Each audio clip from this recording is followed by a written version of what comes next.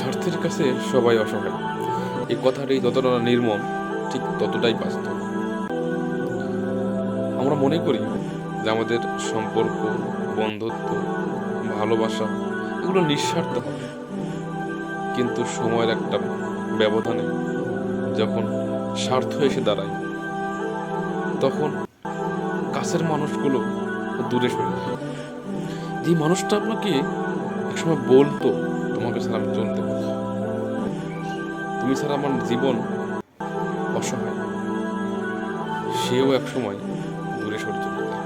ভালোবাসার সম্পর্কের মধ্যে যখন সে স্বার্থ এসে জায়গা দখল করে, তখন অনুভূতিগুলো নিঃশব্দে কাঁদে, আর তখন নিজেকে খুব অসহায় মনে হয়, নিজেকে খুব অসহায়ত্বর ফিল করি। আর এই অসহায়ত্বটাই সবচাইতে বেশি কষ্ট দেয়। সুতরাং আমরা আবেগপ্রবণ না হয়ে বাস্তবতাকে মেনে নিই, বাস্তবকে অনুভব করি এবং সম্পর্কের মাঝেও বাস্তবতাকে নিয়ে আসি।